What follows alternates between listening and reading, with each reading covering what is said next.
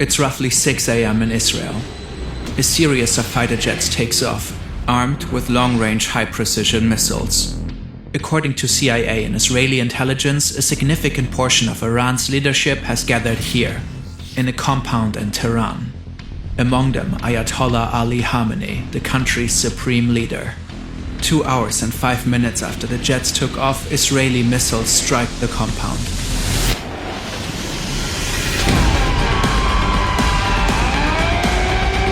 This is how the Israeli and US attacks on Iran unfolded, how the country's leader was killed, and what has happened since.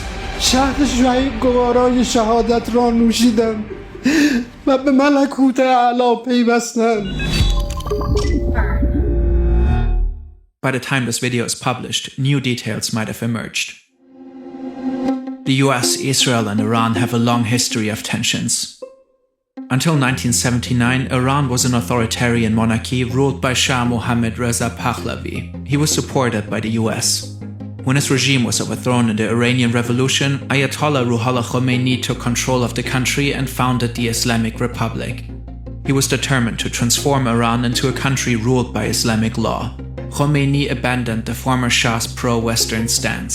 The US and its close ally Israel were declared sworn enemies. Especially the opposition of Israel became a strategic and ideological goal. Ruhollah Khomeini died in 1989 and was succeeded by Ali Khamenei, a cleric who quickly rose through the ranks and had become a key figure in the religious leadership of the country. Over time, Iran, Israel, and the US repeatedly engaged in conflicts. Sanctions were imposed onto Iran. Iran became a key financier of anti-Israeli militias in the region. In 2002, it was uncovered that Iran was enriching uranium at 2 secret locations. The enriched uranium could be used for nuclear reactors or nuclear weapons, a fear the US and its allies had had for a while already. Iran has repeatedly denied its alleged pursuit of nukes. The US and Israel ran many attempts to stop the nuclear program. Through cyber attacks, the assassination of key scientists, and especially in the US's case through diplomacy. In 2015, the Obama administration and the Iranian regime agreed to a nuclear deal. This is a good day, because once again we're seeing what's possible with strong American diplomacy. Under the nuclear deal that we, our allies and partners, reached with Iran last year, Iran will not get its hands on a nuclear bomb. However, in 2018, President Trump pulled out of the deal. The fact is, this was a horrible one-sided deal that should have never, ever been made. Ever since, relations have tensed up. In 2025, in the midst of new negotiations, Israel and the US launched a series of airstrikes on Iran using bunker buster bombs. 3 Iranian nuclear sites were heavily damaged. In the same year, Iran plummeted further into an economic crisis. The currency crashed, food prices soared, people grew frustrated. By the end of 2025, mass demonstrations erupted across the country. Peaceful protesters and rioters called for the end of the Islamic Republic. Trump called for an uprising of the Iranian people against their government, saying help is on its way. But the regime brutally cracked down on the protests. It shut down the internet across the country. For days, little to no news made it out. In the end, thousands of people were killed. 50,000 reportedly got arrested. The US began to build up troops in the region, with Trump repeatedly threatening Iran. On Thursday, February 26, there was a last-ditch diplomatic effort between the 2 countries in Geneva. To no avail. Saturday, February 28, around 9:40 a.m. in Tehran, Iran's capital. This government compound is not far from Hur Square. It reportedly houses offices of the Iranian presidency, Iran's National Security Council, and the Supreme Leader. Since 2025, the US has apparently gained specific insights how Ayatollah Khamenei and the Islamic Revolutionary Guard Corps communicate and move while under pressure. Reportedly, the CIA has tracked Khamenei for months. They've mapped his whereabouts and studied his patterns. They're confident he's here today, and they learned of a meeting of top Iranian officials on site. The US and Israel originally intended to strike at night under the cover of darkness. But they reportedly moved their time of attack. This opportunity was too good to miss. Suddenly, Israeli missiles hit the buildings. During impact, several national security officials are in one of them. Supreme Leader Khamenei reportedly in another. Afterwards, satellite imagery shows heavy damage to the buildings. Black smoke is rising. Geo-confirmed footage recorded here also shows massive amounts of smoke in the area of the compound. A picture taken here, too. Ali Hosseini Khamenei died in the attack. Also killed Sayyid Abdurrahim Mousavi, Chief of Staff of Iran's Armed Forces, Ali Shamkhani, head of the National Defense Council, Muhammad Pakpour, Commander-in-Chief of the IRGC, Aziz Nazerzadeh, Defense Minister. According to Israeli news, a total of 30 senior Iranian officials were killed in just half a minute in the opening strike. The operation was dubbed Roaring Lion in Israel and Epic Fury in the US. It has been planned for months. Masoud Pezeshkian, president of Iran, however, survived. Ali Larijani, secretary of the Supreme National Security Council, vowed Iran would fight back and assured continuity of governance. The strike on the government compound was just one part of the operation. Afterwards, Israel reportedly take out Iran's air defenses, especially around Tehran. In a third wave, Israel deploys roughly 200 fighter jets, bringing much of its air force into Iran. The goal is reportedly to destroy as many Iranian missiles as possible, as fast as possible. The US reportedly joins in about 30 minutes after the attack on Iran's leadership. According to the New York Times, their attacks focus primarily on targets in eastern Iran, far away from Israel. They also attacked the Iranian fleet. Reportedly, US warships fired Tomahawk cruise missiles at Iranian targets. American ground forces use artillery rocket systems. Several military and command centers in Tehran are hit by Israeli airstrikes. Further explosions are reported in Iranian cities across the country. Trump releases a video officially announcing the military operation and urges the Iranian people to take over their government. When we are finished, take over your government. It will be yours to take. Netanyahu later does the same. נבטיח את נצח ישראל. Shortly after their announcement, an airstrike hits the Sarayeh Tayyibi Elementary Girls' School in Minab, Hormozgan province. Iranian state media and officials claim that at least 175 people got killed, most of them likely children. These numbers have not yet been confirmed independently. According to the New York Times, the school is adjacent to an Iranian naval base. US Central Command announced an investigation into the strike.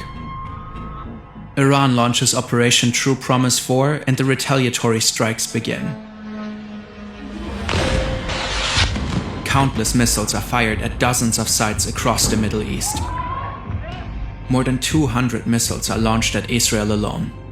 In solidarity with Iran, the Houthis in Yemen announced that they will resume attacking shipping lanes in the Red Sea. This effectively ends a 3.5-month pause following the 2025 Gaza ceasefire. The US-led coalition reportedly intercepts several drones and missiles heading towards Erbil in the Kurdistan region of Iraq with no casualties. Multiple news outlets later report explosions near Erbil International Airport where US soldiers are stationed. That afternoon, Dubai International Airport is hit with an Iranian drone, striking Terminal 3 and effectively closing UAE airspace. Several luxury hotels like the Burj Al Arab and Fairmont de Palm are set on fire. It's unclear whether this was the result of a direct attack or if the fires were caused by debris from intercepted missiles. But the UAE isn't the only country targeted by Iran. In Bahrain, missile and drone attacks hit the US Navy 5th Fleet headquarters. Footage shows what appears to be an Iranian Shahed drone striking a tower block roughly 20 minutes from the facility. In Qatar, the Ministry of Interior reports 66 ballistic missiles were fired at the country. The debris reportedly injured at least 8 people. In Saudi Arabia, the Prince Sultan Air Base is targeted by ballistic missiles, which are reportedly successfully intercepted. In Jordan, the military reports that it has intercepted and downed 49 drones and ballistic missiles, likely headed for the major US military bases across the country. In Kuwait, Iranian drones strike 2 passenger terminals of the Kuwait International Airport. In Syria, debris from an Iranian missile kills at least 4 civilians while injuring several others. Both Qatar and Saudi Arabia announced that they reserve the right to respond. The Arab League condemns Iran's attacks. Following the blanket strikes by Iran, NATO senior command said its missile defense systems in Europe and its early warning radar in Turkey are on alert. Some experts warn that Iran may activate sleeper cells in Europe and North America. There are many more events and details we can't cover in this video, as the attacks continue back and forth. So let's zoom out a bit. The US's involvement in the attacks is controversial. On Truth Social, Trump said this: Our objective is to defend the American people by eliminating imminent threats from the Iranian regime. Its menacing activities directly endanger the United States, our troops, our bases overseas, and our allies throughout the world. It's an argument for a war of necessity. An attack was looming across the sea, so the US had to strike preemptively. But it's unclear how Iran's activities directly endangered the United States. Iran was apparently years away from obtaining a nuclear weapon, according to the US's own intelligence. The country's ballistic missile arsenal is estimated to reach no more than 3,000 kilometers, a threat to neighboring countries, but not to the US. Iran might have been attacked because it was in a uniquely weak position, as a type of preventive measure. This might make this a war of choice, not one of necessity. These preventive wars are often condemned internationally, not only because they're optional, because if every nation went out to strike adversaries who they thought were temporarily weak, we would live in a world of constant war. According to international law, a war of choice would be illegal. There are also discussions whether the attack was in violation of the US Constitution. Trump started the war without congressional approval. Across the US and parts of the world, protests erupted, partly against the Iranian regime, partly against American involvement in the war. Oil prices have risen sharply. Experts warn of an impending global energy crisis because of the closure of the Strait of Hormuz.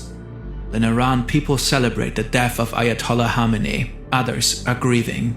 At this point, it remains unclear who will succeed him. For now, the regime formed a provisional government. It seems set on revenge and continues to strike Israeli and US bases. The exact number of deaths is hard to determine at this point. According to the US military, so far 3 American soldiers have been killed, with 5 seriously injured. According to Al Jazeera, 10 people have been killed in Israel, 3 in the UAE, 1 in Bahrain, 1 in Kuwait, 13 in Lebanon, and 2 in Iraq. The Iranian Red Crescent has reported that since the attacks, at least 555 people have been killed, with hundreds injured. According to the Times of Israel, these numbers do not differentiate between military and civilians. The situation is likely to escalate further in the upcoming days. Timely reporting like this is incredibly resource intensive. It's only possible thanks to today's sponsor, Hansen Shaving. We're grateful they're supporting our work. Many men experience razor burn, ingrown hairs, or skin irritation when shaving. Hansen approached the problem from an engineering perspective, researching what actually makes a shave more precise and skin-friendly. The result is a sleek, long-lasting aluminium razor designed for accuracy. The blade sits at a 30-degree angle and extends just 0.0013 inches past the shave plane, less than the thickness of a human hair. That precise blade support reduces flex, which can mean less irritation and a smoother, more controlled shave. We're genuinely big fans. To support the channel and get started, visit hensonshaving.com/FernTV and use code FernTV at checkout to get a free pack of 100 blades with the purchase of a razor.